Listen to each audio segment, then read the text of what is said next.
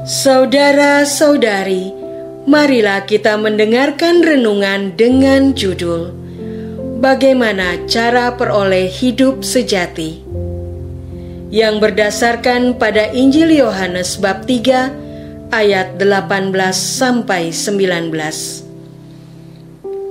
Barang siapa percaya kepadanya, ia tidak akan dihukum. Barang siapa tidak percaya, ia telah berada di bawah hukuman. Dan inilah hukuman itu: terang telah datang ke dalam dunia, tetapi manusia lebih menyukai kegelapan daripada terang, sebab perbuatan-perbuatan mereka jahat. Dalam nama Bapa dan Putra dan Roh Kudus. Amin. Saudara-saudari terkasih dalam nama Tuhan Yesus Kristus, karena begitu besar kasih Allah akan dunia ini, sehingga Ia telah mengaruniakan Anak-Nya yang tunggal, supaya setiap orang yang percaya kepadanya tidak binasa, melainkan peroleh hidup yang kekal. Sebab Allah mengutus Anak-Nya ke dalam dunia, bukan untuk menghakimi dunia, melainkan untuk menyelamatkannya oleh Dia. Barang siapa percaya kepadanya, ia tidak akan dihukum. Barang siapa tidak percaya, ia telah berada di bawah hukuman, sebab ia tidak percaya dalam nama Anak Tunggal Allah. Dan inilah hukuman itu: terang telah datang ke dalam dunia, tetapi manusia lebih menyukai kegelapan daripada terang, sebab perbuatan-perbuatan mereka jahat. Sebab barang siapa berbuat jahat, membenci terang, dan tidak datang kepada terang itu, supaya perbuatan-perbuatannya yang jahat itu tidak nampak. Tetapi barang siapa melakukan yang benar, ia datang kepada terang, supaya menjadi nyata bahwa perbuatan-perbuatannya dilakukan dalam Allah. Saudara-saudari terkasih, pada waktu itu juga bergembiralah Yesus dalam Roh Kudus dan berkata, "Aku bersyukur kepadamu, Bapa, Tuhan langit dan bumi, karena semuanya itu Engkau sembunyikan bagi orang bijak dan orang pandai, tetapi Engkau nyatakan kepada orang kecil. Ya Bapa, itulah yang berkenan kepadamu. Semua telah diserahkan kepadaku oleh Bapa-Ku, dan tidak ada seorang pun yang tahu siapakah Anak selain Bapa, dan siapakah Bapa selain Anak, dan orang yang kepadanya Anak itu berkenan menyatakan hal itu."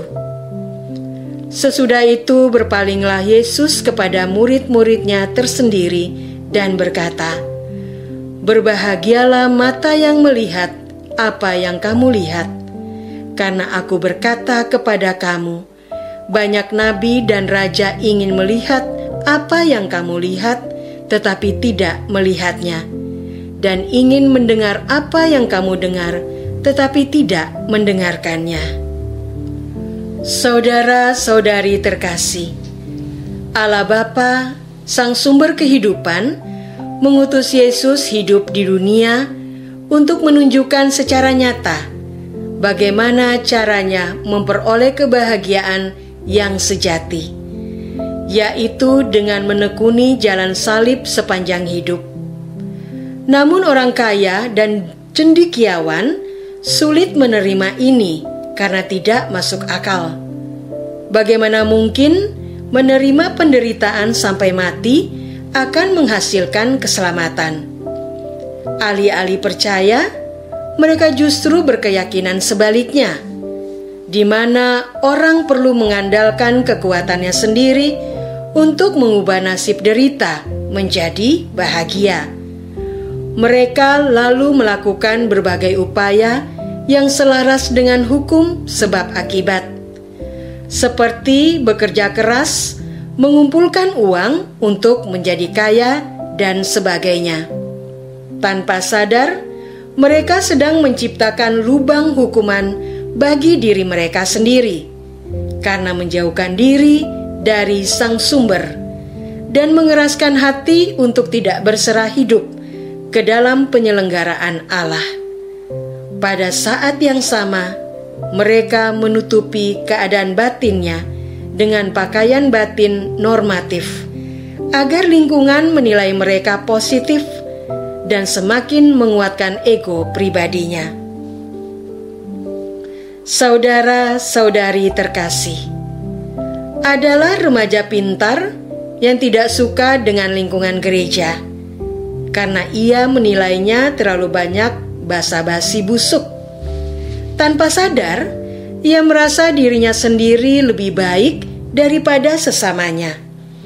Hatinya membenci terang, karena terang seringkali menegur tindak tanduknya, di mana ia tidak suka bila mana egonya terkena kritik.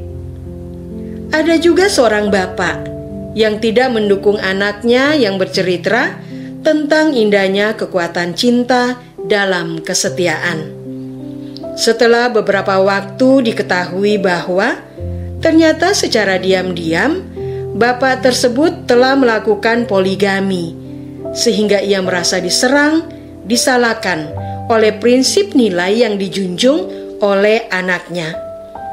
Perasaan takut diserang dan membuat benteng pertahanan sendiri tampaknya wajar secara manusiawi. Memang wajar, namun itu bukanlah cara yang tepat untuk peroleh keselamatan sejati yang dituju. Bukankah mata buruh upah harian lebih berbinar terang saat memperoleh bonus roti tawar selain menerima upahnya, daripada mata orang kaya yang sedang bermalas-malasan memperhatikan aneka macam roti manis di atas meja makannya? Maukah saya percaya kepada Yesus, Sang Juru Selamat dunia? Marilah kita berdoa. Tuhan Yesus, terima kasih atas firman-Mu yang menegaskan rahmat kemudahan bagi orang kecil untuk percaya dan berserah hidup ke dalam penyelenggaraan Allah. Kami sadar, otak kami seringkali melihat rahmat kejadian di depan mata sebagai masalah dan ancaman bahaya.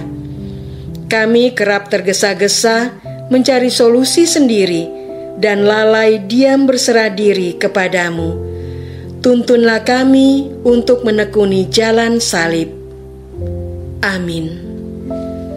Semoga kita semua selalu dinaungi dan dibimbing oleh berkat Allah yang Maha Kuasa, Bapa dan Putra dan Roh Kudus. Amin.